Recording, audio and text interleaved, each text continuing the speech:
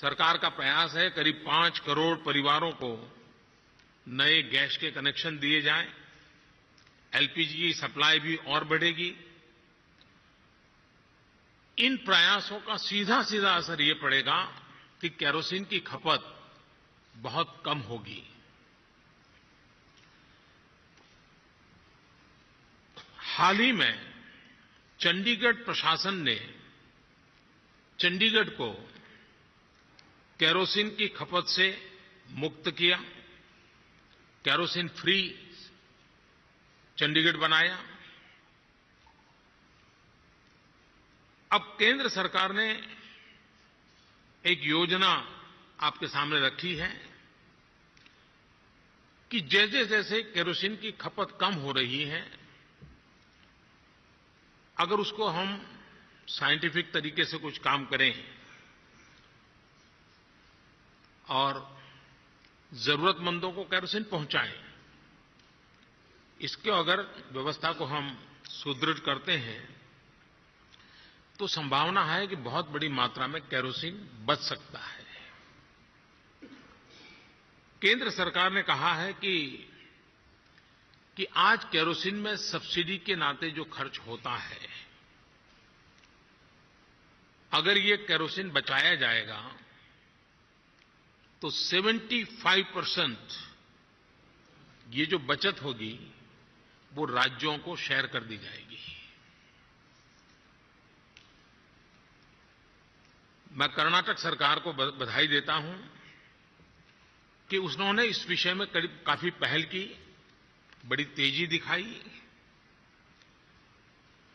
और उन्होंने बहुत बड़ी मात्रा में केरोसिन की खपत बचाई है और उसके कारण उनको काफी मात्रा में धनराशि भी उपलब्ध हुई है, जो धनराशि उनको पहुंच गई है। एक अनुमान है, अगर सभी राज्य थोड़ा-थोड़ा करें और 25% भी खपत कम हो जाए, लोगों का कोटा कम नहीं करना है, लेकिन जो हकदार हैं उनको मिले, ये अगर हम कर लें 25%, तो एक अनुमान है कि 1600 करोड़ रुपया राज्यों को मिल सकता है। जो सब्सिडी बचेगी, जो राज्यों को देने का सरकार का फैसला है, ये बहुत बड़ा इंसेंटिव है। तो हम अगर हमारी व्यवस्था में सुधार लाएंगे तो इसका लाभ सीधा-सीधा राज्यों को मिलेगा। Inter state council centre state relation के साथ ही उन विषयों पर भी चर्चा का मंच है जो देश की बड़ी आबादी से जुड़े हुए हैं।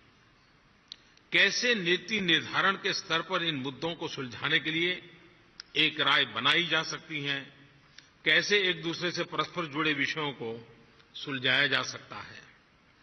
इसलिए इस बार इंटर स्टेट काउंसिल में पुंछी कमीशन की रिपोर्ट के साथ ही 3 और अहम विषयों को भी चर्चा के लिए प्रस्तुत किया गया है। उसमें एक है आधार। हम सब जानते हैं कि संसद में आधार एक्ट 2016 अब पास हो चुका है। इस एक्ट के पास होने के बाद अब हमें सब्सिडी हो या फिर तमाम दूसरी सुविधाएं हो, डायरेक्ट कैश ट्रांसफर के लिए आधार के प्रयोग की सुविधा अब हमें प्राप्त हुई है। 128 करोड़ की आबादी वाले हमारे देश में अब तक 102 करोड़ लोगों का आधार कार्ड बांटे जा चुके हैं। यानी अब देश की 79% जनसंख्या के पास आधार कार्ड है। और उसमें भी अगर हम एडल्ट्स को सोचें, वयस्कों की बात करें, तो देश के 96% नागरिकों के पास आधार कार्ड है। आप सभी के समर्थन से इस साल के अंत तक हम देश के हर नागरिक को आधार कार्ड से जोड़ पाएंगे।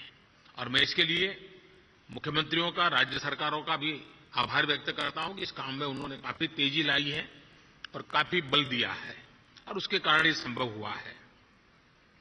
आज की तारीख में एक साधारण सा आधार कार्ड लोगों के सशक्तिकरण का प्रतीक बना है। सरकारी मदद या सब्सिडी पर जिस व्यक्ति का अधिकार है, अब उसे ही इसका फायदा मिल रहा है। पैसा सीधा उसी के खाते में जा रहा है। इससे पारदर्शिता तो आई ही है, हजारों करोड़ रुपयों की बचत भी हो रही है, जो रुपये विकास के काम में खर्च हो पा रहे हैं। बाबा साहब आंबेडकर जी ने लिखा था कि भारत जैसे देश में सामाजिक सुधार का मार्ग उतना ही मुश्किल है, उतनी ही अड़चनों से भरा हुआ है जितना स्वर्ग जाने का मार्ग। जब आप सामाजिक सुधार की सोचते हैं तो आपको दोस्त कम, आलोचक ज्यादा मिलते हैं। अनकोट। आज भी बाबा साहब आंबेडकर की लिखी ये बातें उतनी ही प्रासंगिक है। इसलिए आलोचनाओं से बचते हुए हमें एक दूसरे के साथ सहयोग करते हुए सामाजिक सुधार की योजनाओं को आगे बढ़ाने पर जोर देना होगा।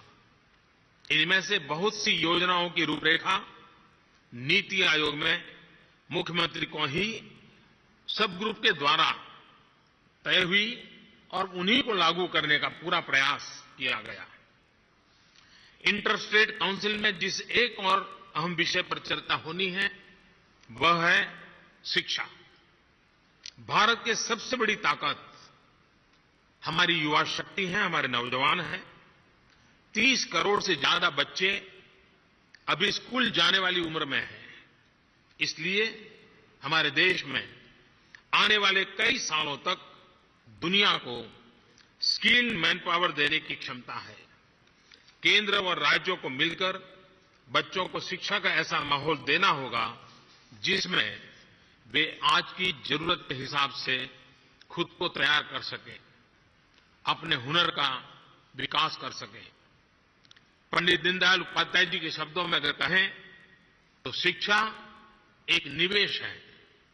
हम पेड़ पौधों को लगाते समय उनसे कोई फीस नहीं लेते। हमें पता होता है कि ये पेड़ पौधे आगे जाकर हमें ऑक्सीजन देंगे, पर्यावरण की मदद करेंगे, जीवन की आवश्यकताओं को पूर्ण करेंगे। उसी तरह शिक्षा भी एक निवेश है जिसका लाभ समाज को निरंतर मिलता रहता है। पंडित दीनदयाल उपाध्याय जी ने ये बातें 1965 में कही थी। तब से लेकर के आज तक हम शिक्षा की दृष्टि से बहुत लंबा सफर तय कर चुके हैं, लेकिन अब भी शिक्षा के स्तर को लेकर बहुत कुछ करने की आवश्यकता है। हमारी शिक्षा व्यवस्था से बच्चे वास्तव में कितने शिक्षित हो रहे हैं, इसे भी हमें अपनी चर्चा में जरूर मेंशन करना चाहिए।